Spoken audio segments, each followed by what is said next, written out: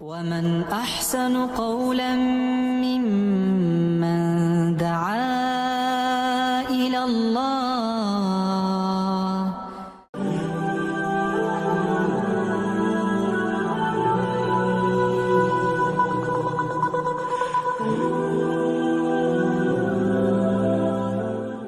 الحمد لله رب العالمين والعاقبة للمتقين والصلاة والسلام على رسوله الكريم سيدنا ومولانا محمد وآله وأصحابه أجمعين.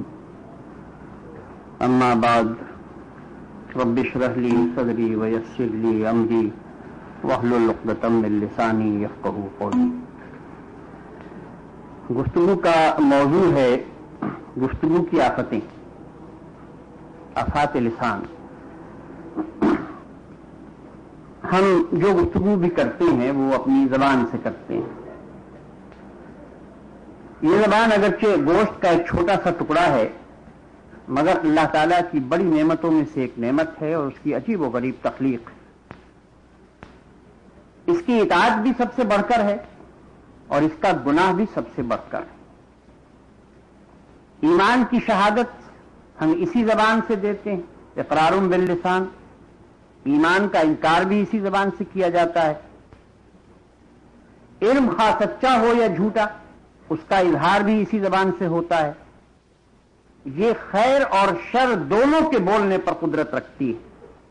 لہذا جو شخص اپنی زبان قابو میں نہ رکھے نہ معلوم شیطان اس سے کیا کیا کہلائے اور کس گڑھے میں دھکیل دے. آپ اس سے اتفاق کریں گے کہ دنیا میں زیادہ تر فسادات اور جھگڑوں کا سبب زبان کی بے احتیاطیاں اور بے باکیاں ہیں. بڑے بڑے گناہ ان کا تعلق بھی بیشتر زبان سے. اسی لیے حضور اکرم صلی اللہ علیہ وسلم نے زبان کو قابو میں رکھنے کی بہت تاکید فرمائی. حضور اکرم صلی اللہ علیہ وسلم نے ارشاد فرمایا کہ ہاں زبان کی شرارت سے وہی بچے گا جو اس کو لگام شرع دیے رہے گا اور منہ سے وہی بات نکالے گا جس میں دنیا اور آخرت کا نفع ہو اور جس بات کی ابتدا اور انتہا میں اس کو کچھ شک ہو اس کو زبان تک نہ لائے گا. کیونکہ اس بات کا علم انسان کو ذرا مشکل ہے کہ کیا بات نکالنا اچھا ہے اور کیا برا، اور پھر اس پر عمل اور بھی زیادہ مشکل.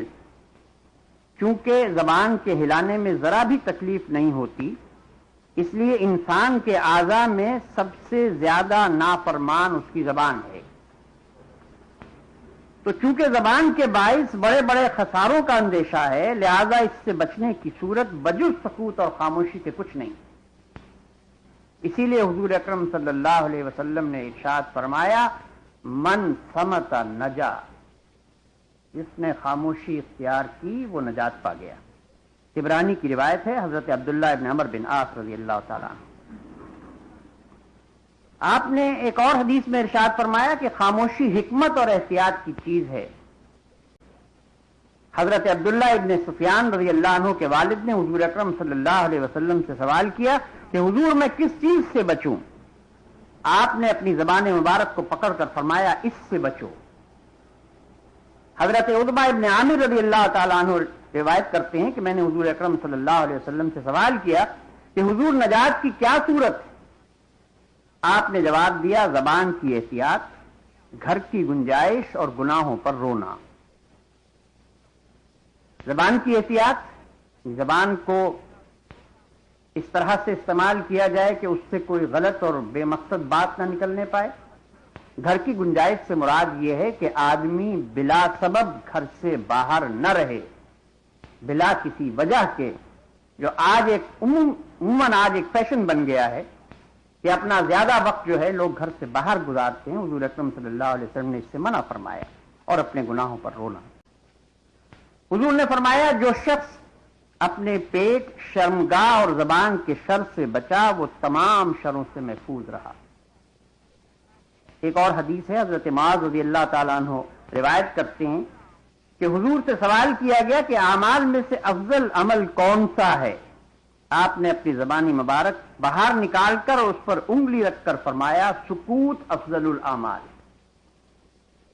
حضرت سعید ابن جبیر رضی اللہ عنہ روایت کرتے ہیں کہ نبی اکرم صلی اللہ علیہ وسلم نے ارشاد فرمایا کہ جب صبح ہوتی ہے تو تمام اعضاء زبان سے کہتے ہیں کہ خدا کی بندی ہمارے بارے میں خدا کا خوف رکھنا، اگر تو سیدھی رہی تو ہم بھی سیدھے رہیں گے، ورنہ اگر تو ٹیڑھی ہوئی تو ہمارا بھی یہی حال ہوگا۔ حضرت عمر رضی اللہ عنہ نے دیکھا کہ حضرت ابو بکر صدیق رضی اللہ تعالی عنہ کہ جو اتباع رسول کا کامل نمونہ ہے، اپنی زبان کو پکڑ کر کھینچ رہے ہیں۔ پوچھا، اے نائب رسول یہ کیا کر رہے ہیں؟ فرمایا، اس نے مجھے بہت ناک چنے چبوائے۔ حضور اکرم صلی اللہ علیہ وسلم نے فرمایا، جسم میں کوئی عضو ایسا نہیں جو زبان کی تیزی کی شکایت خدا سے نہ کرتا۔ حضرت عبداللہ ابن مسعود رضی اللہ تعالی عنہ اپنی زبان سے خطاب کر کے ایک دن کہتے ہیں کہ اے زبان، اچھی بات کہہ غنیمت پائے گی، بری بات سے سکوت کر سلامت رہے گی، قبل اس کے کہ شرمندہ ہو۔ کسی نے ان سے سوال کیا کہ یہ بات آپ اپنی طرف سے کہہ رہے ہیں؟ آپ نے فرمایا، نہیں، میں نے حضور کو یہ کہتے ہوئے سنا ہے۔ ایک اور حدیث ہے، حضرت ابو ہریرہ رضی اللہ عنہ کی روایت ہے کہ حضور اکرم صلی اللہ علیہ وسلم نے فرمایا کہ جو شخص اللہ اور قیامت کے دن پر ایمان رکھتا ہو، اس کو چاہیے کہ ٹھیک بات کہے ورنہ خاموش رہے۔ ایک اور حدیث ہے، حضور اکرم صلی اللہ علیہ وسلم نے ارشاد فرمایا کہ مومن کی زبان دل کے پیچھے رہتی ہے، جب بولنا چاہتا ہے تو دل میں سوچ لیتا ہے اور پھر زبان سے نکالتا ہے، جبکہ منافق کی زبان دل کے آگے ہوتی ہے، بے سوچے سمجھے جو چاہتا ہے بس دیتا ہے۔ حضرت عبداللہ ابن مسعود رضی اللہ عنہ فرماتے ہیں، یہ ان کا قول ہے کہ زبان سے زیادہ کوئی چیز قید میں رکھنے کی محتاج نہیں۔ حضرت حسن رضی اللہ عنہ فرماتے ہیں، جس نے اپنی زبان کو نہ روکا اس نے دین کو نہ سمجھا۔ امام اوزاعی رحمۃ اللہ علیہ فرماتے ہیں کہ ہم کو حضرت عمر بن عبدالعزیز نے لکھا کہ جو کوئی موت کو بہت یاد کرتا ہے، دنیا کی تھوڑی چیز پر قناعت کرتا ہے، اور جو اپنے کلام کو بھی عمل تصور کرتا ہے، وہ بے فائدہ کم بولے گا۔ بعض اکابر کا کہنا ہے کہ سکوت سے آدمی میں دو خصلتیں جمع ہوتی ہیں، ایک دین سلامت رہتا ہے اور دوسرے مخاطب کی بات کو خوب سمجھتا ہے۔ دیکھیے، یہ بات خاص طور پر ہمارے اور آپ کے لیے کہ جن کو دین کی دعوت دوسروں تک پہنچانی ہوتی ہے، ان کے لیے یہ بات انتہائی اہم ہے کہ مخاطب کی بات جب تک ہم خاموشی سے اچھی طرح سے غور سے نہیں سنیں گے، اس وقت تک ہم اپنی بات اس تک نہیں پہنچا سکیں گے۔ ایک عالم و زاہد ربیع بن خثیم 20 برس تک ان کا یہ معمول تھا کہ جب کوئی بات کہتے اس کو لکھ لیتے، پھر شام کو اپنے نفس سے اس کا محاسبہ کرتے کہ میں نے کتنا کلام بے فائدہ کیا اور کتنا کلام فائدہ مند کیا۔ ہم ایک دن ایسا کر کے دیکھ لیں کہ ہم کتنی لایانی فضول اور بے فائدہ گفتگو کرتے ہیں۔ امام غزالی رحمۃ اللہ علیہ فرماتے ہیں کہ سکوت کے 3 فائدے، ہمت اکٹھی رہتی ہے، اس لیے کہ فکر ہی نہیں کہ دنیا اور آخرت میں جواب دہی ہوگی، ذکر و فکر اور عبادت کی فرصت میسر ہوتی ہے، اور تیسرے یہ کہ انسان کا رعب قائم رہتا ہے۔ میرے ساتھ کے جو احباب جو میرے ساتھ جمعیت میں تھے وہ جانتے ہوں گے کہ کراچی جمعیت کے ہمارے ایک رکن تھے اخلاق صاحب کے بھائی، اخلاق حسین صاحب کے، دیکھیے بدقسمتی سے اس وقت نام عرفان صاحب، وہ مجھے یاد آ جاتے ہیں جب میں اس حدیث کا مطالعہ کرتا ہوں، یعنی اس بات کا مطالعہ کرتا ہوں کہ ان کی کیفیت جمعیت کراچی جمعیت کے ارکان میں بالکل یہی، بہت کم لوگوں نے انہیں بولتے ہوئے سنا ہے، بس ایک خفیف سی مسکراہٹ ان کے لبوں پر ہمیشہ رہتی تھی، اور اس کی وجہ سے ان کا اس قدر رعب ارکان پر قائم رہتا تھا کہ صحیح معنوں میں ہم انہیں یہ کہہ سکتے ہیں کہ وہ اس دور میں جمعیت کے محتسب اعلیٰ تھے۔ امام غزالی رحمۃ اللہ علیہ فرماتے ہیں کہ کلام کی 4 قسمیں، ایک جس میں نقصان ہی نقصان، لہذا اس سے سکوت ضروری، دوسرے وہ جس میں نفع اور نقصان دونوں ہیں، اس میں بھی سکوت ضروری، تیسرے وہ کہ جس میں نہ نفع ہے نہ نقصان، اس میں وقت کا ضیاع ہے، بربادی ہے، جو نقصان بھی ہے اور گناہ بھی، صرف ایک قسم ایسی ہے جس میں نفع ہی نفع ہے، اس میں کلام کی اجازت، لیکن یعنی کلام کے 1/4 حصے میں کلام کی اجازت ہے، کلام کیا جا سکتا ہے، لیکن اس میں بھی اس بات کا خطرہ کہ کہیں ریا داخل نہ ہو جائے، تکلف شامل نہ ہو جائے، تصنع اور خود پرستی نہ آ جائے، زیادہ گوئی اور غیبت و چغلی شامل نہ ہو جائے کہ جس کا متکلم کو اندازہ بھی نہیں ہوتا، لہذا نتیجہ یہ نکلا کہ سکوت ہی افضل ہے۔ اب زبان کی آفات آپ کی خدمت میں عرض کرتا ہوں، ان میں سب سے پہلی چیز ہے بے فائدہ کلام، جس کا کوئی فائدہ نہ ہو۔ اس کے بجائے انسان کو اپنی زبان کو اللہ کے ذکر سے آلودہ رکھنا چاہیے۔ اس کی مثال ایسی ہے کہ انسان اللہ کے ذکر کو چھوڑ کر ادھر ادھر کی باتوں میں لگا رہے کہ گویا جنت کے خزانوں کو چھوڑ کر وہ ڈھیلے جمع کر رہا ہے۔ حضرت انس رضی اللہ تعالی عنہ فرماتے ہیں کہ احد میں ایک نوجوان شہید ہوا، جب دیکھا گیا تو بھوک کے سبب اس کے پیٹ سے پتھر بندھے ہوئے تھے۔ اس کی ماں اس کی لاش پر آئی اور اس کے منہ سے مٹی جھاڑ کر کہنے لگی کہ بیٹا جنت مبارک۔ حضور اکرم صلی اللہ علیہ وسلم نے پوچھا تمہیں یہ کیسے معلوم ہوا؟ شاید وہ بے فائدہ گفتگو کرتا ہو اور اس گفتگو کا حساب ابھی اس کے ذمے باقی ہو۔ غور فرمایا آپ نے کہ شہید بھی اس وقت تک جنت میں نہیں جائے گا جب تک کہ دنیا میں اس نے اپنی زبان سے جو گفتگو کی ہے اس کا حساب نہ دے لے۔ حضور اکرم صلی اللہ علیہ وسلم نے چند دن حضرت کعب رضی اللہ تعالی عنہ کو نہ دیکھا، پوچھا کہاں ہیں؟ جواب ملا کہ بیمار ہیں۔ آپ عیادت کے لیے تشریف لے گئے اور فرمایا اے کعب تجھ کو خوشخبری ہو۔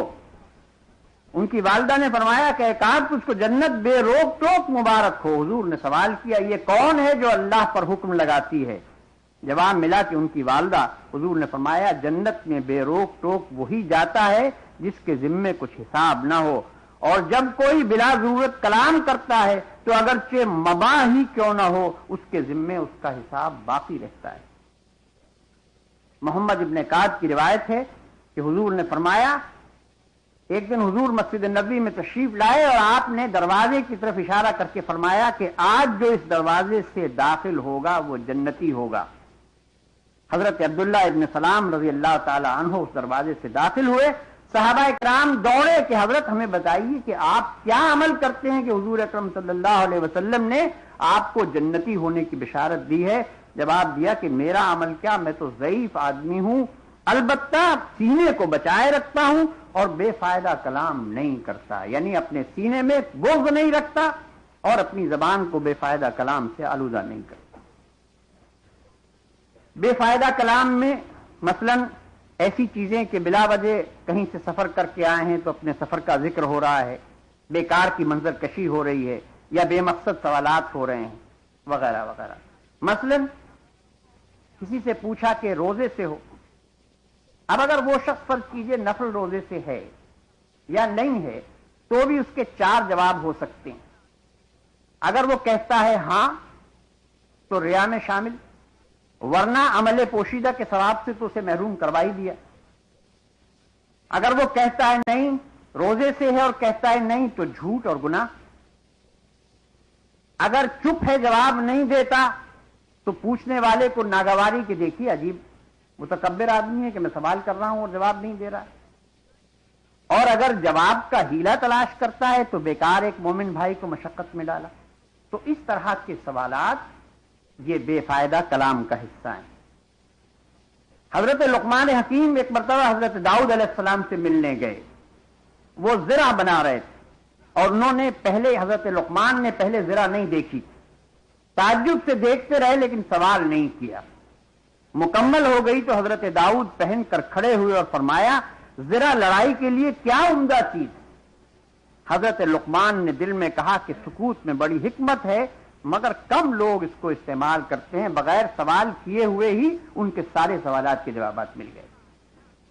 دوسری آفت ہے زیادہ گفتگو کرنا، زیادہ بولنا، اس میں بے فائدہ کلام بھی شامل اور ضروری کلام پر ضرورت سے زائد اضافہ بھی شامل، جبکہ اللہ رب العزت کا یہ ارشاد اگر کسی مومن کے سامنے ہو اور اس کا اس پر پختہ یقین ہو کہ ما یلفظ من قول الا لدیہ رقیب عتید، تمہاری زبان سے کوئی ایک لفظ بھی نہیں نکلتا کہ جس کو لکھنے والا لکھ نہ لیتا ہو، محفوظ کرنے والا محفوظ نہ کر لیتا ہو تو آپ اندازہ لگائیے کہ پھر آدمی کیسے اپنی زبان سے بلا ضرورت الفاظ نکالے گا۔ حضرت امام احمد ابن حنبل کے بارے میں آتا ہے کہ ایک مرتبہ بخار میں مبتلا ہوئے اور تکلیف سے کراتے ہوئے بار بار زبان سے ان کی نکل رہا تھا ہائے ہائے۔ ایک بزرگ ان کے پاس بیٹھے ہوئے تھے تو کہا کہ اے احمد، ہائے ہائے کے بجائے اللہ اللہ کیوں نہیں کہتے؟ ہائے ہائے کا تو جواب دینا پڑے گا، اور اللہ اللہ کہو گے تو اجر و ثواب بھی شامل ہو جائے گا۔ حضور اکرم صلی اللہ علیہ وسلم نے فرمایا خوشخبری ہو اس شخص کو جو زبان کو روکے زائد بات سے اور اپنا زائد مال خرچ کرے۔ آج ہمارا معاملہ اس کے بالکل برعکس۔ ایک صحابی بنو عامر کے گروہ کے ساتھ حضور اکرم صلی اللہ علیہ وسلم کی خدمت میں حاضر ہوئے۔ بنو عامر کے سردار نے آپ کی تعریف میں کچھ کلمات کہے۔ کس کی تعریف کی جا رہی ہے؟ کہ جس کی تعریف اللہ رب العزت خود فرماتا ہے، ان کی تعریف کی جا رہی ہے۔ حضور نے فرمایا اس طرح بات کرو کہ شیطان تم کو گمراہ نہ کر دے، یعنی شیطان تم سے حقیقت سے زائد بات نہ کہلا دے۔ اپنے بارے میں بھی حضور اکرم صلی اللہ علیہ وسلم نے زائد گفتگو کو پسند نہیں فرمایا۔ عمر بن دینار کہتے ہیں کہ حضور کی مجلس میں کسی نے طویل کلام کیا، آپ نے سوال کیا کہ تیری زبان کے اس طرف کتنے دروازے؟ اس نے عرض کیا میرے ہونٹ اور دانت۔ آپ نے فرمایا ان میں سے کوئی ایسا نہ تھا جو تیرے اس کلام کو روکتا؟ ایک شخص نے آپ کی تعریف میں طویل کلامی کی، آپ نے فرمایا آدمی کو زبان کی زیادہ گوئی سے بڑھ کر کوئی بری چیز عطا نہیں ہوئی۔ حضرت عمر بن عاص رضی اللہ تعالیٰ عنہ روایت کرتے ہیں کہ نبی اکرم صلی اللہ علیہ وسلم نے فرمایا کہ مجھے اللہ تعالیٰ کی طرف سے یہ حکم ہے کہ بات کرنے میں اختصار سے کام لوں، کیونکہ بات میں اختصار ہی بہتر ہوتا ہے۔ تیسری آفت ہے امور باطلہ، یعنی غلط اور فضول باتیں۔ یہ بھی فضول کلام ہے، لیکن اس میں اور پہلی دو آفتوں میں فرق یہ ہے کہ پہلی دو آفتیں مباح تھیں، وہ جائز تھیں، لیکن اس میں ان میں حرمت کا پہلو نہیں تھا، لیکن اس میں حرمت کا پہلو بھی ہے۔ مثلا اپنے گناہوں کی باتیں کرنا، ماضی جو بڑا رنگین گزر چکا ہے اس کو تخارے لے لے کر بیان کرنا، خدا سے غافل لوگوں کی مجلسوں کے تذکرے کرنا، کسی کو کوسنا یا برا بھلا کہنا۔ حضور اکرم صلی اللہ علیہ وسلم نے ارشاد فرمایا کہ بندے کو چاہیے کہ اللہ اور آخرت سے غافل اور بے پرواہ ہو کر باتیں نہ کرے۔ کیوں کہ منہ سے نکلنے والی بات ایسی بھی ہو سکتی ہے جو بندے کو اس کی رضا اور رحمت سے محروم کر کے جہنم میں پہنچا دے، اور ایسی بھی جو اس کو اللہ کی خاص رضا اور رحمت کا مستحق بنا دے۔ حضرت علقمہ رضی اللہ عنہ فرماتے ہیں کہ مجھ کو بلال ابن حارث رضی اللہ عنہ کی اس حدیث نے اکثر باتوں سے روک دیا۔ چوتھی آفت ہے مرا، یعنی بات کاٹنا اور بلا وجہ اعتراض کرنا اور بحث و تکرار کرنا، یہ اس کے مرا کے معنی۔ حدیث میں دوسرے کی بات کاٹنے کو منع فرمایا گیا ہے۔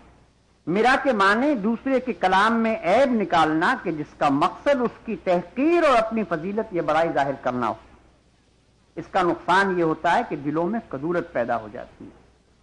حضرت ام سلمہ رضی اللہ عنہا روایت کرتی ہیں کہ حضور اکرم صلی اللہ علیہ وسلم نے فرمایا کہ جس میں یہ 6 خصلتیں ہوں وہ ایمان کے حقیقی درجے کو پہنچتا ہے۔ ان میں ایک یہ ہے کہ دوسرے کی بات نہ کاٹے اور اعتراض نہ کرے اگرچہ کہ خود حق پر ہو۔ حضور نے ارشاد فرمایا اپنے بھائی کی بات مت کاٹ اور نہ اس سے الجھ اور نہ ایسا وعدہ کر جس کی خلاف ورزی کرے۔ ایک اور حدیث میں حضور نے ارشاد فرمایا بات کاٹنی چھوڑ دو، کیونکہ نہ اس کی حکمت سمجھی جاتی ہے اور نہ اس کے فتنے سے معمون رہا جاتا ہے۔ پانچویں آفت ہے خصومت، یعنی جھگڑا کرنا، جھگڑالو پن، ایک دوسرے کو ذلیل کرنے کے لیے زبان درازی کرنا، غصے میں اور تحقیر کے انداز میں بات کرنا۔ اس میں اور میرا میں فرق یہ ہے کہ میرا علم اور حق پر ہونے کے باوجود، اور یہ حق پر نہ ہونے اور علم نہ ہونے کے باوجود کہ جائز ہے لیکن اس کے باوجود بحث کر رہا ہے اور جھگڑا کر رہا ہے۔ حضرت عائشہ کی روایت ہے کہ حضور اکرم صلی اللہ علیہ وسلم نے فرمایا کہ خدا کے نزدیک انسانوں میں سب سے برا وہ ہے جو زیادہ لیچر اور جھگڑالو ہے۔ حضرت ابو ہریرہ رضی اللہ تعالیٰ عنہ فرماتے ہیں کہ حضور نے فرمایا جو شخص کسی معاملے میں بے سمجھے لڑے جھگڑے وہ اللہ کے غضب میں رہتا ہے جب تک کہ اس سے باز نہ آ جائے. ہاں اپنے جائز حق کے لیے اس حد تک تہذیب اور شائستگی کے دائرے میں رہتے ہوئے یا کسی دینی مسئلے ایسن طریقے پر، مگر اس میں بھی مقصد دوسرے کو نیچا دکھانا اور خود اونچا بننا نہ ہو. حضرت انس رضی اللہ تعالیٰ عنہ فرماتے ہیں کہ حضور نے ارشاد فرمایا کہ جنت میں بعض مکان ایسے لطیف و شفاف ہیں کہ باہر سے اندر کی چیز اور اندر سے باہر کی چیز صاف نظر آتی ہے.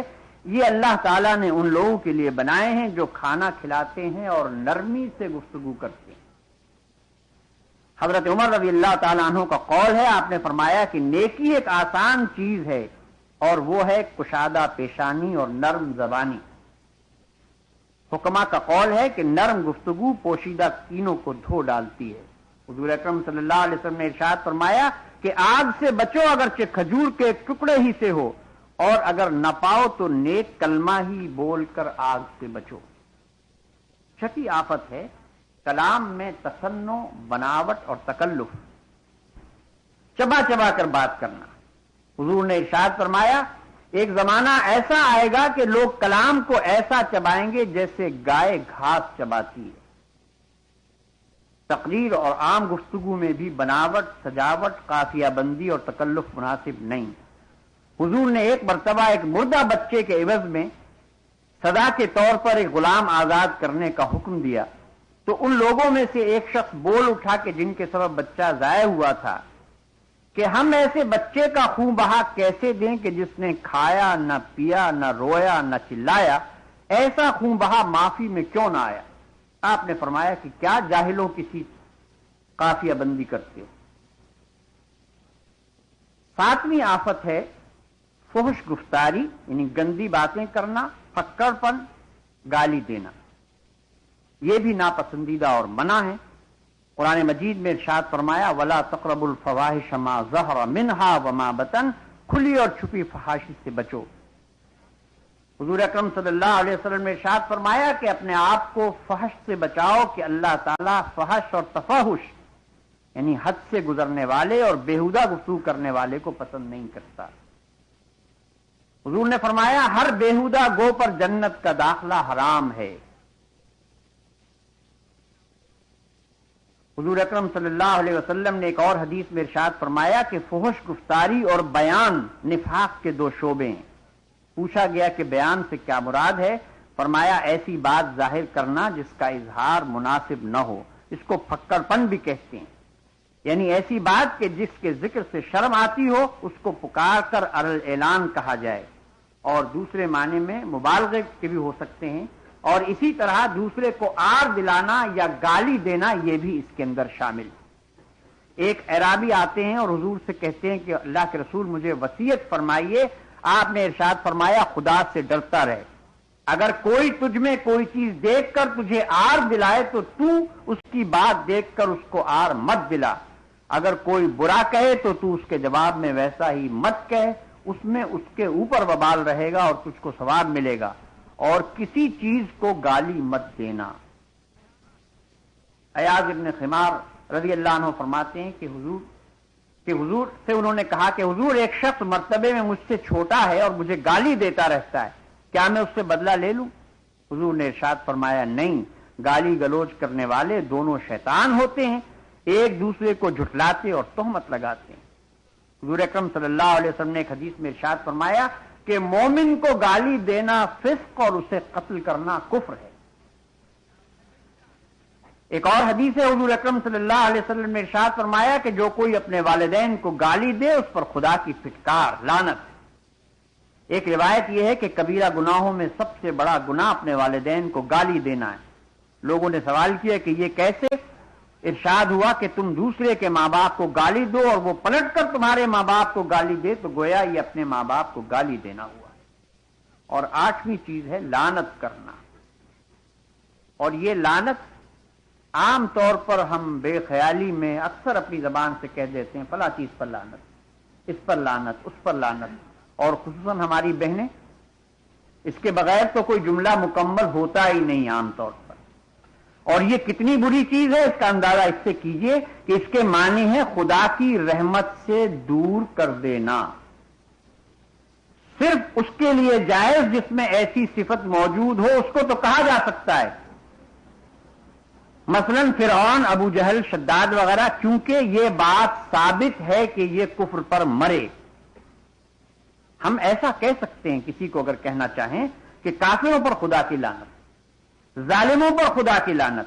کسی کافر یا ظالم کا نام لے کر لعنت نہیں کرنی چاہیے، کیونکہ معلوم نہیں کہ وہ جب تک زندہ ہے اللہ تعالیٰ اس کو ہدایت کی توفیق عطا فرمائے. جیسے کہ حضرت وحشی کا معاملہ ہوا کہ حضور اکرم صلی اللہ علیہ وسلم کی چچا حضرت حمزہ کو قتل کیا، لیکن بعد میں اللہ سے کتنا بڑا گناہ، کتنی بڑی تکلیف حضور اکرم صلی اللہ علیہ وسلم کو پہنچائی کہ اللہ کے رسول کے جن کی آپ یہ دیکھیے کہ پوری زندگی میں آپ نے کبھی انتقام نہیں لیا کسی سے، لیکن وحشی جب حضور اکرم صلی اللہ علیہ وسلم کے سامنے آتے تھے تو آپ فرماتے تھے کہ تم میرے سامنے سے ہٹ جایا کرو، مجھے اپنے چچا یاد آ جاتے ہیں. تو اس طرح سے اگر کوئی شخص کا کتنا ہی ظالم ہو، کافر ہو، فاسق ہو، گناہگار ہو، لیکن جب تک وہ زندہ ہے اس وقت تک اس پر لعنت نہیں کرنی چاہیے، اس لیے کہ ممکن ہے کہ اللہ تبارک و تعالیٰ اس کو ہدایت نصیب فرما دے. حضور اکرم صلی اللہ علیہ وسلم نے فرمایا مومن لعنت کرنے والا نہیں ہوتا. آپ نے فرمایا آپس میں ایک دوسرے کو لعنت نہ کرو، خدا کی لعنت سے، اس کے غضب سے، نہ جہنم سے. ایک مرتبہ حضور اکرم صلی اللہ علیہ وسلم ایک جہاد پر تشریف لے جا رہے تھے.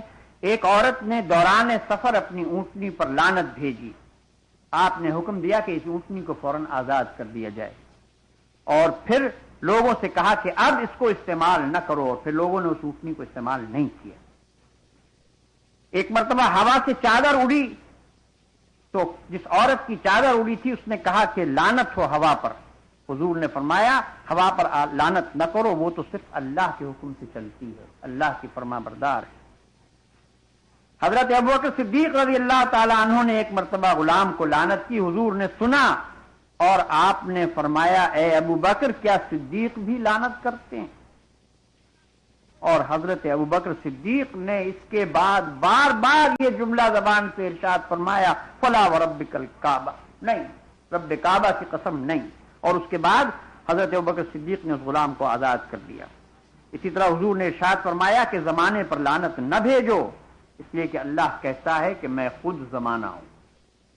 نمی آفت ہے راگ اور شعر و شاعری.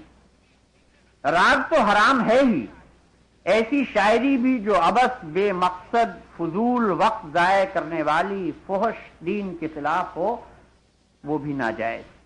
لیکن اچھے شعر کہنا، پڑھنا، سننا، گنگنانا سب جائز. حضور اکرم صلی اللہ علیہ وسلم خود بھی گنگناتے تھے، صحابہ کرام سے اچھے شعر فرمائش کر کے سنتے تھے. لیکن ایسا بھی نہیں ہونا چاہیے کہ آدمی بس اسی مشغلے کا ہو رہے، یہ بھی جائز نہیں. 10ویں آفت ہے ہنسی، ٹھٹا اور مزاح. ایک حد کے اندر اس کی اجازت ہے، اس کی افراط اور اس پر مداومت، یعنی ایک فیشن بن گیا، ایک عادت بن گئی، ایک مزاج بن گیا کہ ہر وقت ہی ہا ہا کر رہے ہیں، اس کا مذاق اڑا رہے ہیں، اس کا مذاق اڑا رہے ہیں، اس پر جملے چست کر رہے ہیں. یہ منع ہے. مذاق کے لفظی معنی یعنی یہ ذہن سے ہے جس کے معنی ہے دوری، یعنی مزاح حق سے دور کرتا ہے. یہ حضرت عمر کا قول ہے. اور حضرت عمر فرماتے ہیں کہ زیادہ ہنسی اور قہقہے سے دل مر جاتا ہے، دل میں بغض پیدا ہوتا ہے اور انسان کا وقار اٹھ جاتا ہے. نبی اکرم صلی اللہ علیہ وسلم نے حکم دیا کہ نہ اپنے بھائی کی بات کاٹ، نہ اس سے ہنسی مذاق کر. آپ نے فرمایا زیادہ ہنسی آخرت سے غفلت کی نشانی ہے. ایک صحابی ایک دن عید کے دن تشریف لائے اور حضور اکرم صلی اللہ علیہ وسلم سے عرض کیا کہ اللہ کے رسول آج عید کا دن ہے اور لوگ ہنس رہے ہیں. آپ نے ارشاد فرمایا غور کیجئے گا، یہ بہت ہی پیارا جملہ ہے. ویسے تو اللہ کے رسول صلی اللہ علیہ وسلم کا ہر جملہ ظاہر بات ہے کہ اس کی کوئی مثال نہیں ملتی، لیکن یہ دیکھیے کس قدر پیارا جملہ ہے. آپ کہتے ہیں کہ اگر ان کی مغفرت ہو گئی ہے تو یہ فعل ہنسی، یعنی یہ ان کا فعل ہنسنا شکر کرنے والوں کا اثر نہیں. پھر تو ہونا یہ چاہیے تھا کہ آج کے دن انہیں شکر کرنا چاہیے تھا بجائے اس کے کہ یہ قہقہے لگا رہے ہیں. اور اگر مغفرت نہیں ہوئی ہے تو یہ کام خوف کرنے والوں کا اثر نہیں. یعنی یہ دو صورتیں ہی ہیں نا. مغفرت ہو گئی ہے تو بجائے اس کے کہ قہقہے لگاتے اللہ کا شکر ادا کرتے، اور اگر نہیں ہوئی ہے تو اس کی فکر کرتے. حضرت عبداللہ ابن العلی کچھ لوگوں کو ہنستا ہوا دیکھ کر فرماتے ہیں کیا ہنستے ہو، شاید کفن دھوبی کے یہاں سے دھل کر آ گیا ہو، یعنی موت بہت قریب ہو. حضرت احسان دانش کا ایک شعر یاد آ گیا کہ قبر کے چوکٹھے خالی ہیں انہیں مت کھولو، جانے کب کون سی تصویر سجا دی جائے. حضور اکرم صلی اللہ علیہ وسلم صرف تبسم فرمایا کرتے تھے. تبسم کرنے میں اور مسکرانے میں کوئی حرج نہیں، بلکہ اچھا ہے، ہونا چاہیے.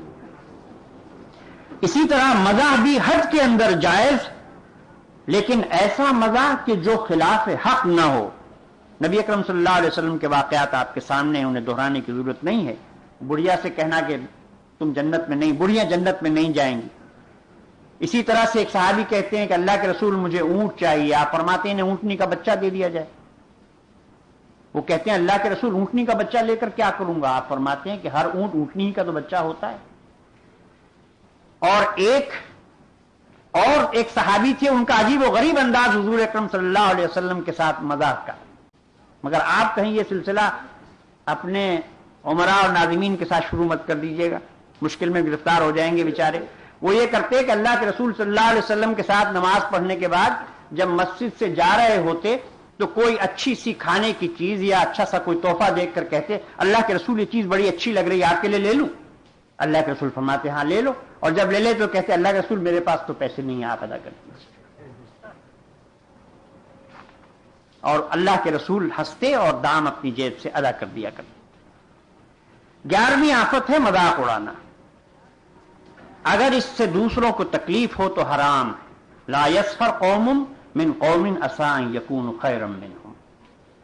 اس کے معنی یہ ہے کہ دوسرے کے عیب و قصور اس طرح بیان کیے جائیں کہ سننے والوں کو ہنسی آئے. اور اس کا مقصد ظاہر ہے کہ جس شخص کے بارے میں اس طرح کی بات کہی جا رہی ہے اس کی اہانت اور حقارت ہوتی ہے. اور یہ کئی طریقے سے ہو سکتا ہے. تمسخر قول یا فعل کی نقل کرنے سے، اشارے و کنایے سے. اگر یہ پیٹھ پیچھے ہو تو غیبت، اگر سامنے ہو تو تمسخر و استہزاء. حضرت عائشہ صدیقہ رضی اللہ تعالی عنہا نے ایک دن کسی کی نقل اتاری. حضور اکرم صلی اللہ علیہ وسلم نے ارشاد فرمایا قسم ہے اللہ کی مجھے پسند نہیں کہ میں کسی آدمی کی نقل اتاروں خواہ اس کے بدلے میں مجھے بہت کچھ ملنے والا ہو. ایک حدیث میں حضور نے ارشاد فرمایا کہ جو لوگ دنیا میں دوسروں سے تمسخر کرتے ہیں آخرت میں ان سے بھی تمسخر کیا جائے گا. کہ ایک دروازہ جنت کا کھولا جائے گا اور ان سے کہا جائے گا کہ آؤ آؤ اس دروازے سے جنت میں آؤ. اور جب وہ دروازے کے قریب پہنچیں گے تو دروازہ بند کر دیا جائے گا اور پھر دوسرے دروازے سے بلایا جائے گا کہ آؤ ادھر سے آؤ. اور جب وہاں پہنچیں گے تو وہ دروازہ بھی بند کر دیا جائے گا. اور اس طرح سے یہی حال ان کا رہے گا اور یہ تھک کر گر جائیں گے. قرآن مجید میں ارشاد ہے یا ویلتنا ما لهذا الكتاب لا يغادر صغیرۃ ولا کبیرۃ الا احصاها. حضرت ابن عباس رضی اللہ تعالی عنہ فرماتے ہیں اس آیت کی تشریح میں کہ یہاں صغیرہ گناہ سے مراد ہے مومن کے تمسخر پر تبسم کرنا. کسی شخص نے کسی مومن کا مذاق اڑایا اور ہم نے اور آپ نے اس کو سن کر اس پر تبسم کیا تو اس آیت کے تحت ہم گناہ صغیرہ کے مرتکب ہوئے. اور اگر ہم کھلکھلا کر ہنس پڑے تو گناہ کبیرہ کے مرتکب ہوئے. لیکن یہ اس صورت میں ہے جبکہ ایسا مذاق کیا جائے کہ جس سے سننے والے کو تکلیف ہوتی ہو. 12ویں آفت ہے راز کا ظاہر کر دینا. یہ خیانت بھی ہے جو منافقت کی علامت ہے. لیکن اگر کسی کا راز ظاہر کر دینے سے اس کا نقصان ہوتا ہو تو یہ حرام ہے. حضور اکرم صلی اللہ علیہ وسلم نے ارشاد فرمایا جب کوئی آدمی کسی سے کوئی بات کہے اور چلا جائے تو وہ اس کی امانت ہے. اور آپ نے ارشاد فرمایا بات تمہارے درمیان امانت ہے. اور ہمارے اور آپ کے لیے افراد کی گفتگو، آپس کی باتیں، آپس کے مشورے تو امانت ہیں ہی. لیکن ہمارے پاس سب سے بڑی امانت ہماری تحریک کی گفتگو ہوتی ہے، تحریک کے فیصلے ہوتے ہیں. کچھ فیصلے، کچھ باتیں ایسی ہوتی ہیں کہ جس کو اسی فورم تک رہنا چاہیے، اس سے باہر اسے نہیں آنا چاہیے. تو اب آپ اندازہ لگائیے کہ اگر وہ بات اس فورم سے باہر آتی ہے، اجتماع ارکان کی بات ہے، اگر وہ عام کارکنوں میں آتی ہے، اسے نہیں آنا چاہیے، تو پھر کتنی بڑی خیانت ہے نبی اکرم صلی اللہ علیہ وسلم کی اس حدیث کی روشنی. 13ویں آفت ہے جھوٹا وعدہ. حضور اکرم صلی اللہ علیہ وسلم کی مشہور حدیث ہے کہ جھوٹ بولنا جھوٹا وعدہ کرنا، یعنی وعدے کی خلاف ورزی کرنا منافقت کی علامت ہے. قرآن مجید میں اللہ رب العزت نے وعدہ پورا کرنے کے بارے میں بار بار تاکید فرمائی، اور حضرت اسماعیل علیہ السلام کا تو وصف ہی یہ بیان فرمایا کہ انہو کان صادق الوعد وکان رسولا نبیا، وعدے کے سچے. حضور نے فرمایا وعدہ بھی ایک طرح کا قرض ہے، یعنی اس کا پورا کرنا ضروری ہے. حضرت عبداللہ ابن عمر رضی اللہ تعالیٰ عنہ کے بارے میں آتا ہے کہ ایک شخص نے ان کی زندگی میں ان سے درخواست کی کہ آپ اپنی لڑکی کی شادی مجھ سے کر دیجیے. انہوں نے کہا اچھا دیکھیں گے، مذبذب سا وعدہ کیا، نہ انکار کیا نہ اقرار کیا. جب ان کے انتقال کا وقت آیا تو اس نوجوان کو، قریشی کو بلایا اور کہا کہ میں اللہ کے سامنے 1/3 نفاق کے ساتھ نہیں جانا چاہتا، میں نے تم سے ایک مذبذب سا وعدہ کیا تھا، میں اپنی بیٹی تم سے بیاہتا ہوں.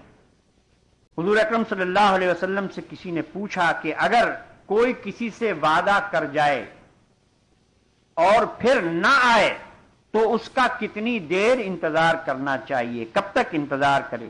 جواب ملا کہ دوسری نماز کے وقت پر. حضور وعدہ کرتے تو شاید کا اضافہ فرما دیا کرتے تھے. حضرت عبداللہ ابن مسعود رضی اللہ عنہ انشاءاللہ ضرور کہا کرتے تھے، اور یہی بہتر. 14ویں آفت ہے جھوٹ بولنا اور جھوٹی قسم کھانا. یہ بھی نفاق کی علامت ہے. حضور نے فرمایا کہ اذا حدث کذب، جب بات کرتا ہے تو جھوٹ بولتا ہے. جھوٹ گناہ کبیرہ، شرک، خدا اور والدین کی نافرمانی کے بعد سب سے بڑا گناہ ہے. حضور اکرم صلی اللہ علیہ وسلم سے کسی نے سوال کیا کہ اللہ کے رسول کیا مسلمان بزدل ہو سکتا ہے؟ حضور نے فرمایا ہاں ہو سکتا ہے. کیا مسلمان بخیل بھی ہو سکتا ہے؟ آپ نے فرمایا ہاں بخیل بھی ہو سکتا ہے. پوچھا کیا جھوٹا بھی ہو سکتا ہے؟ فرمایا نہیں جھوٹا نہیں ہو سکتا. حضور اکرم صلی اللہ علیہ وسلم نے ارشاد فرمایا کہ جھوٹ بولنے پر جھوٹ بولنے والے کے منہ سے ایسی بدبو آتی ہے کہ فرشتہ اس سے 1 میل دور چلا جاتا ہے. حضور اکرم صلی اللہ علیہ وسلم نے خواب دیکھا کہ ایک شخص آیا اور آپ کو لے کر چلا. 2 آدمی ہیں، ایک بیٹھا ہوا ہے اور ایک کھڑا ہے. کھڑے ہوئے آدمی کے ہاتھ میں لوہے کا گرز، وہ بیٹھے ہوئے کی بانچ میں ڈال کر اتنا چیرتا ہے کہ وہ اس کے کندھے تک آ جاتی ہے، پھر دوسری بانچ میں ڈال کر ایسا ہی کرتا ہے. اتنے میں پہلی بانچ پھر جو کی توں ہو جاتی ہے. حضور فرماتے ہیں میں نے پوچھا کیا معاملہ ہے؟ جواب ملا یہ شخص جھوٹا ہے، اس کو قیامت تک یہی عذاب قبر میں ہوتا رہے گا. حضور اکرم صلی اللہ علیہ وسلم سے پوچھا، حضرت عبداللہ ابن جراد روایت کرتے ہیں کہ میں نے حضور سے پوچھا کہ کیا مومن زنا کیا کرتا ہے؟ فرمایا کہ کبھی ایسا بھی ہوتا ہے. میں نے عرض کیا کیا جھوٹ بھی بولتا ہے؟ آپ نے فرمایا نہیں.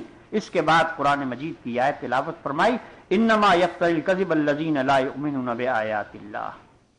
حضور اکرم صلی اللہ علیہ وسلم ایک دعا مانگا کرتے تھے. حضرت ابو سعید خدری رضی اللہ عنہ کی روایت ہے کہ میں نے حضور کو یہ دعا مانگتے سنا اللہم طہر قلبی من النفاق وفرجی من الزنا ولسانی من الکذب. اے اللہ میرے دل کو نفاق سے پاک کر دے اور میرے اعضاء کو زنا سے اور میری زبان کو جھوٹ سے. حضور نے فرمایا 6 باتیں مان لو میں تمہارے لیے جنت کی ضمانت دیتا ہوں. نمبر 1 سب سے پہلی بات، جب بولو تو جھوٹ نہ بولو، وعدہ کرو تو خلاف نہ کرو، امانت میں خیانت نہ کرو، نگاہ بد نہ ڈالو، ہاتھ سے کسی کو ایذا نہ دو، شرمگاہ کی حفاظت کرو. ایک حدیث میں حضور نے ارشاد فرمایا کہ جھوٹ شیطان کی چٹنی ہے. جب کوئی مسلمان جھوٹ بولتا ہے تو شیطان خوب چٹخارے لیتا ہے. اور آپ نے فرمایا کہ کثرت سے سونا، کثرت خواب شیطان کا سرما ہے، اور شیطان کی خوشبو غصہ ہے. جب مومن کو غصہ آتا ہے تو شیطان بہت خوش ہوتا ہے، گویا اسے کوئی بہت خوشبودار چیز مل گئی. لیکن بعض معاملات کے اندر جھوٹ بولنے کی اجازت، بلکہ بعض حالات میں جھوٹ بولنا واجب بھی ہو جاتا ہے۔ مثلا دو افراد کے درمیان صلح کرانے میں جھوٹ بولنے کی اجازت، لڑائی کی حالت میں جھوٹ بولنے کی اجازت۔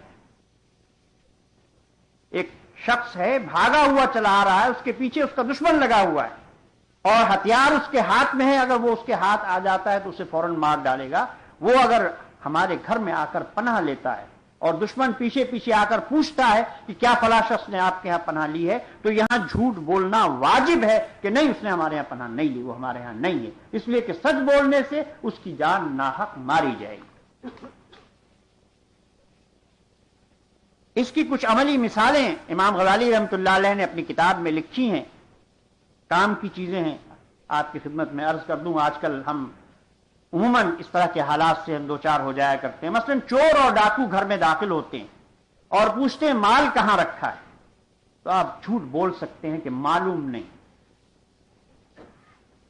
ظالم حاکم کی پولیس پکڑ کر یہ کہے کہ بتاؤ تم نے کیا کیا کیا ہے، صاف کہہ دے کہ میں نے کوئی جرم یا گناہ نہیں کیا، کیونکہ حدیث کی روح سے اپنے گناہوں کا اظہار منع۔ حضور نے فرمایا اپنے گناہوں کو پوشیدہ رکھو۔ اگر کوئی کسی کا راز پوچھنا چاہے، معلوم بھی ہو، تو بھی کہہ دے کہ مجھے نہیں معلوم۔ حضرت معاذ ابن جبل رضی اللہ تعالی عنہ کو حضرت عمر نے عامل مقرر کیا، اور جب وہ وہاں سے واپس آئے تو خالی آتا ہے، کچھ نہیں لائے۔ بیوی نے کہا کہ دوسرے تو اتنا اتنا لاتے ہیں، تم خالی ہاتھ آئے ہو۔ تو حضرت معاذ ابن جبل کہتے ہیں میرے ساتھ ایک ناظر تھا۔ بیوی سمجھی حضرت عمر نے کوئی جاسوس مقرر کر رکھا تھا، حالانکہ ان کا منشا یہ تھا کہ اللہ مجھے دیکھ رہا تھا، میرے ساتھ اللہ تھا۔ 15ویں آفت ہے غیبت، یعنی پیچھے پیچھے برائی، بہت بڑا گناہ، لیکن تقریباً ہم سب اس میں مبتلا ہوتے ہیں الا ماشاء اللہ۔ اس کی سزا آپ نے شب معراج کے واقعے میں سنی کہ تانبے کے ناخن سے ایک شخص اپنے سینے کو اور چہرے کو نوچ رہا ہے۔ حضور نے پوچھا یہ کون؟ فرمایا کہ یہ وہ لوگ ہیں کہ جو غیبت کیا کرتے ہیں۔ غیبت کی وسعت کا اندازہ اس سے لگائیے کہ یہ صرف زبان ہی سے نہیں کی جاتی، بلکہ ہاتھ، پاؤں، آنکھ سے بھی غیبت کی جاتی ہے۔ وَيْلٌ لِكُلِّ هُمَزَةٍ لُمَزَةٍ، اس کی ایک تفسیر یہ کی گئی ہے کہ ہمزہ کے معنی ہے سامنے اور لمزہ کے معنی ہے پیٹھ پیچھے برائی۔ ہمزہ کے معنی ہے خاص طور سے لوگوں کے نسب کی برائی بیان کرنا۔ ہمزہ کے معنی ہے ہاتھ کے اشارے سے، اور لمزہ کے معنی ہے زبان سے برائی کرنا۔ ہمزہ کے معنی ہے زبان سے، اور لمزہ کے معنی آنکھ کے اشارے سے برائی کرنا۔ غیبت کا گناہ کتنا بڑا ہے کہ حضرت موسیٰ علیہ السلام پر وحی نازل ہوئی اور فرمایا گیا کہ جو غیبت سے توبہ کر کے مرے گا سب کے بعد جنت میں داخل کیا جائے گا۔ غیبت سے توبہ کر کے مرا اور بغیر توبہ کیے مر گیا تو کیا حشر ہوگا، اندازہ لگا لیجیے۔ اور جو بغیر توبہ کرے مرے گا تو سب سے اول دوزخ میں داخل ہوگا۔ حضور اکرم صلی اللہ علیہ وسلم نے ایک روز روزہ رکھنے کا حکم دیا اور فرمایا کہ جب تک میں نہ کہوں کوئی افطار نہ کرے۔ یہاں یہ بات عرض کر دوں کہ تفسیر ابن کثیر میں بھی اس حدیث کا ذکر کیا گیا ہے، لیکن اس کو انہوں نے ضعیف روایت کہا ہے۔ دو عورتیں آتی ہیں حضور اکرم صلی اللہ علیہ وسلم کے پاس اور آپ ان سے پوچھتے ہیں کیا تم روزے سے ہو؟ وہ کہتی ہیں کہ ہاں۔ حضور فرماتے ہیں کہ نہیں، تم نے تو افطار کر لیا ہے۔ وہ کہتی ہیں اللہ کے رسول، ہم نے سحری کھائی تھی، اس کے بعد سے کچھ نہیں کھایا۔ آپ نے فرمایا اچھا ایک تسلا لایا جائے۔ حال تسلا لایا گیا۔ آپ نے ان سے کہا کہ انگلی حلق میں ڈال کر قے کرو، اور جب انہوں نے قے کی تو اس میں تازہ تازہ خون اور گوشت کے لوتھڑے برآمد ہوئے، گوشت کے ٹکڑے برآمد ہوئے۔ آپ نے کہا کیا تم سحری کھانے کے بعد سے اپنی بہنوں کی غیبت نہیں کرتی رہی ہو؟ غیبت سے بچنے کی ترکیب کیا ہے؟ حضرت عمر رضی اللہ تعالیٰ عنہ فرماتے ہیں کہ اللہ کا ذکر کیا کرو، اس میں شفا ہے، بندوں کا ذکر مت کرو کہ اس میں روگ ہے۔ بعض اوقات معمولی سی چیزیں بھی غیبت میں شمار ہو جاتی ہیں۔ مثلا حضرت عمر رضی اللہ تعالیٰ عنہ نے اپنے غلام کے بارے میں ایک مرتبہ یہ فرمایا کہ وہ سوتا بہت ہے. تو بتایا گیا کہ یہ بھی آپ نے اس کی غیبت کی. حضرت مالک ابن دینار رحمۃ اللہ علیہ فرماتے ہیں کہ حضرت عیسیٰ علیہ السلام کا گزر اپنے حواریوں کے ساتھ ایک مرے ہوئے کتے پر ہوا. ایک نے کہا اس میں سے کیا بری بدبو آتی، یعنی انہوں نے غیبت کی. حضرت عیسیٰ علیہ السلام نے اس کے جواب میں فرمایا کہ اس کے دانتوں کی سفیدی دیکھو کتنی تیز، برائی کے بجائے اس کی اچھائی کی طرف نظر گئی. حضرت امام زین العابدین رحمۃ اللہ علیہ فرماتے ہیں خبردار غیبت مت کرنا، یہ چیز ان لوگوں کا سالن ہے جو انسانوں میں سے کتے ہیں، یعنی مردار کھانے والے ہیں. حضرت ابن عباس رضی اللہ تعالیٰ عنہ فرماتے ہیں کہ جب تمہارا دل لوگوں کے عیب بیان کرنے کو چاہے تو اپنے عیب یاد کیا کرو. حضرت حسن رضی اللہ تعالیٰ عنہ کو پتا چلا کہ کسی نے آپ کی غیبت کی ہے تو آپ نے ایک طباق میں تر کھجوریں بھیجی اور کہلا بھیجا کہ میں نے سنا ہے کہ آپ نے اپنی کچھ نیکیاں مجھے دے دی ہیں، میں اس کا بدلہ دینا چاہتا تھا لیکن پورا نہ دے سکا، اس وقت میرے پاس اتنا ہی ہے، قبول کر لیجیے. غیبت کے اسباب امام غزالی رحمۃ اللہ علیہ نے اپنی کتاب میں 11 اسباب بتائے ہیں. میں نے مختصراً یہاں 2-3 لکھے ہیں جو عام طور پر ہمارے ساتھ ہوتے ہیں. ان میں سے ایک تو یہ کہ اگر کسی سے ناراض ہیں تو دل کے پھپولے پھوڑنے کے لیے اس کی برائیاں کریں، دوسرے کی تحقیر کرنے کے لیے اور اپنے کو برتر ثابت کرنے کے لیے اس کی برائیاں کرتے ہیں. اس سے بچنے کی تدبیر یہ سوچے کہ غیبت کے باعث غضب الہی میں مبتلا ہو جاؤں گا، دوسرے یہ کہ میری نیکیاں دوسرے کو جس کی غیبت کر رہا ہوں اور اس کی برائیاں مجھے مل جائیں گی، اور تیسرے یہ کہ جب بھی کسی کی غیبت کرنے کا دل چاہے اپنے عیبوں پر نظر ڈالیں. لیکن اصلاح کے لیے خلوص سے دل سوزی کے ساتھ ایسے شخص سے غیبت کی جا سکتی ہے جو اصلاح کر سکتا ہو. شرعی مسئلہ پوچھنے کی خاطر کسی کی غیبت کی جا سکتی ہے، کسی کی شکایت کی جا سکتی ہے. کسی کو ملازم رکھنا ہے، اس کے بارے میں تحقیق کرنے کے لیے اگر سوال کیا جائے تو بتا دینا چاہیے برائیاں اس کے اندر اگر ہیں. کسی مقدمے میں گواہی کے طور پر اگر حاکم کے سامنے بیان دینا پڑ جائے تو بیان دیا جا سکتا ہے. بیٹے یا بیٹی کی شادی کے لیے مشورہ مانگا جائے تو صحیح بات بتا دی جائے. بات اصل میں یہ ہے کہ یہ میری جو گفتگو ہے یہ خود حضور اکرم صلی اللہ علیہ وسلم کے ارشاد کی خلاف ورزی ہے کہ طویل گفتگو نہ کیا کرو. لیکن میں مجبور ہوں، امام غزالی رحمۃ اللہ علیہ نے تقریباً 100 صفحات میں آفات لسان بیان کی، میں نے اسے مختصر کر کے کاپی سائز کے 20 صفحات میں کرنے کی کوشش کی اور تقریباً 1.5 گھنٹے کی یہ تقریر ہے. لیکن مجھے بہرحال جلدی اس کو صرف پوائنٹس کی شکل میں اسے میں سمیٹ رہا ہوں، اس لیے بات جو ہے میں پوری تفصیل سے آپ کے سامنے نہیں رکھ پا رہا ہوں. اس کا کفارہ کیا ہے غیبت کا؟ اگر کسی کی غیبت کر چکے ہیں، ندامت اور توبہ. جس کی غیبت کی گئی اگر وہ زندہ ہے تو اس سے معافی طلب کی جائے. اگر یہ خیال ہو کہ اسے معلوم نہیں کہ میں نے اس کی غیبت کی تھی اور معلوم ہو جائے گا تو تکلیف ہوگی، تو پھر اس سے معافی نہ مانگے بلکہ اس کے حق میں دعائے خیر کرے اور اس مجلس میں اس کا ذکر خیر کرے کہ جس میں اس کی غیبت کی گئی. اور اگر مفقود بالخبر ہو گیا ہو یا مر گیا ہو تو اس کے لیے دعائے مغفرت کرے اور دعائے خیر کرے. 16ویں آفت ہے چغلی، یعنی کسی کی بات معلوم ہونے پر اس کو نہ چھپائے اور لڑانے کی خاطر دوسرے سے کہہ دے، یا جس چیز کا ظاہر کرنا برا ہو، فساد کا سبب ہو، اس کو ظاہر کر دے. حضور نے ایک مرتبہ پوچھا کیا میں تم کو نہ بتا دوں کہ سب سے زیادہ شریر کون ہے؟ صحابہ نے کہا اللہ کے رسول ضرور بتلائیے.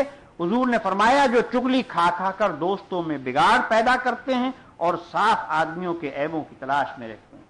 حضور نے فرمایا عذاب قبر کے 3 حصے ہیں، 1/3 غیبت سے، 1/3 چغلی سے اور 1/3 پیشاب سے نہ بچنے سے. حضرت عبداللہ ابن عمر رضی اللہ عنہ کی روایت ہے کہ حضور نے ارشاد فرمایا اللہ نے فرمایا 8 قسم کے آدمی جنت میں نہیں جائیں گے، ان میں سے ایک چغل خور ہے.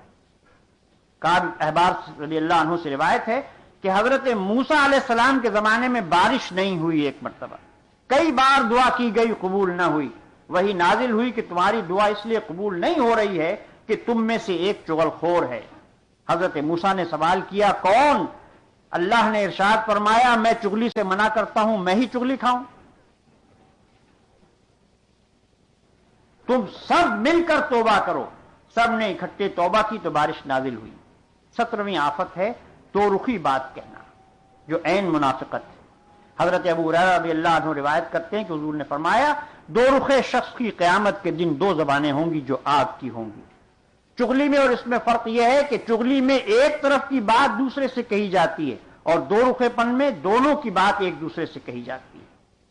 18ویں آفت ہے تعریف اور مدح. اپنی تعریف تو منع ہے ہی کہ یہ کبر و ریا ہے. دوسرے کی جائز حد تک حقیقی تعریف جائز مقصد کے لیے، لیکن وہ بھی منہ پر. اس تعریف اور مدح کی آفتیں یہ ہیں کہ اس میں افراط اور زیادتی ہو جایا کرتی ہے. مبالغہ ہوتا ہے یہاں تک کہ بات جھوٹ تک جا پہنچتی ہے. خالد ابن مقدان فرماتے ہیں کہ ایسی تعریف کرنے والا کہ جو ممدوح میں نہ ہو، قیامت کے دن توتلا اٹھایا جائے گا. دوسری بات یہ کہ تعریف میں ریا کو دخل ہوتا ہے، دکھانے کے لیے کی جا رہی ہے، دل میں نہیں ہے یہ بات کہ واقعی یہ شخص جو ہے تعریف کے لائق ہے، تو یہ منافقت.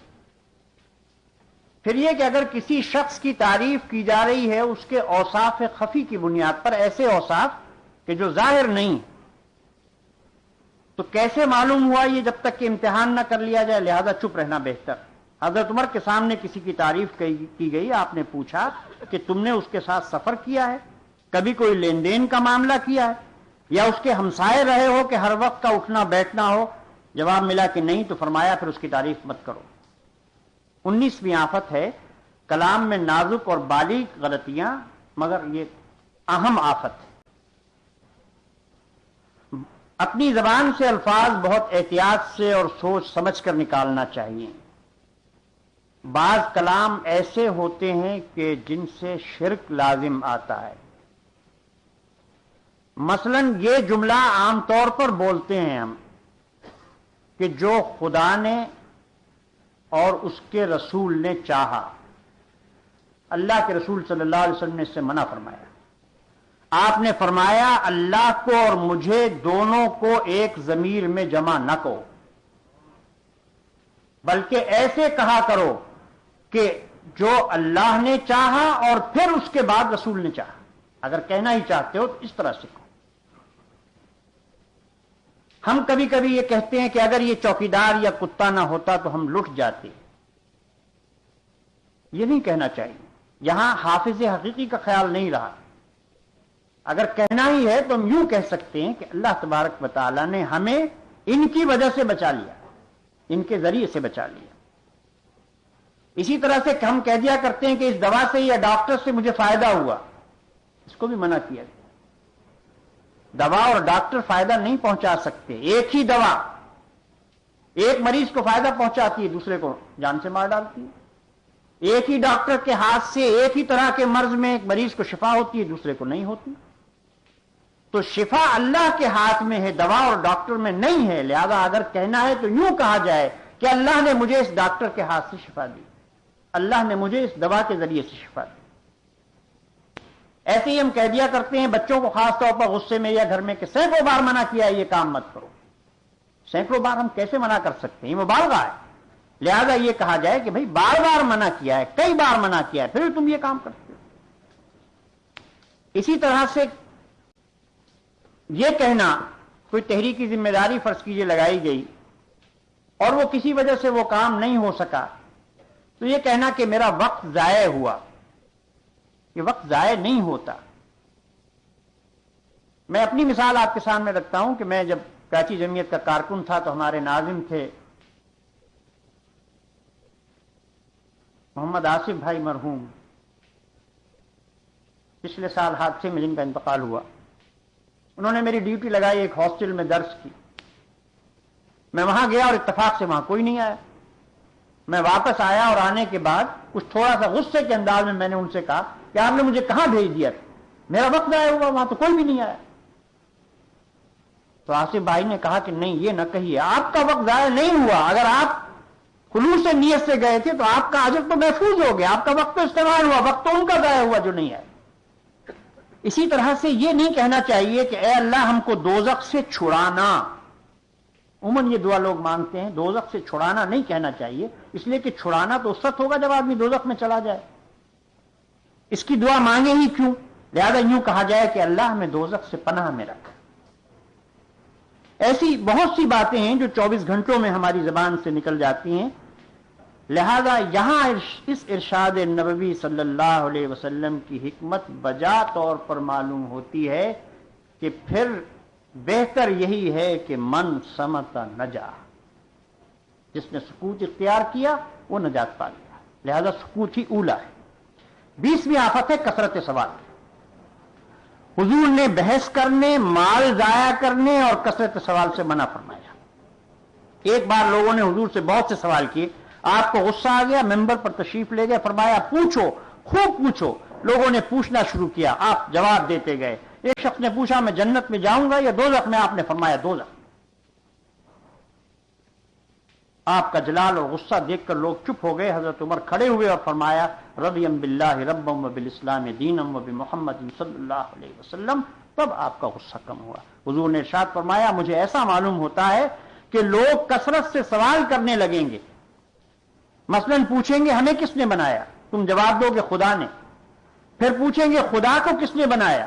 بس جب یہ سوال کریں تو تمہیں چاہیے کہ سورہ اخلاص پڑھو اور بائیں طرف 3 بار دھتکار دو اور شیطان رجیم سے پناہ مانگو. اس سوال کا جواب نہ دو.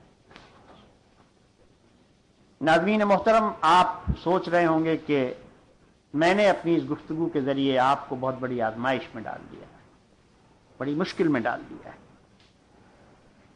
صرف زبان کے وہ چیزیں کہ جن کو ہم آفت کہہ سکتے ہیں ان کا ذکر میں نے آپ کے سامنے کیا، لیکن حقیقت یہ نہیں. یہ زبان صرف دشمن ہی نہیں، دوست بھی ہے. اس کی صرف آفتیں ہی نہیں، نعمتیں بھی ہیں. یہ صرف جہنم ہی میں لے جانے والی نہیں بلکہ جنت میں پہنچانے والی بھی ہے. یہ دعوت دین کا ذریعہ ہے، نیکی اور اللہ کا پیغام دوسروں تک پہنچانے کا باعث، لوگوں کے دل جیتنے کا ذریعہ ہے، قربت الہی اور ذکر الہی کا وسیلہ، اور پھر اپنے ساتھیوں کے درمیان محبتیں بڑھانے کا ذریعہ. اب یہ ہمارے اوپر ہے کہ ہم اس سے کیا کام لیتے ہیں. اللہ تبارک و تعالی ہمیں صحیح فیصلہ کرنے کی توفیق عطا فرمائے. وما علینا الا البلاغ.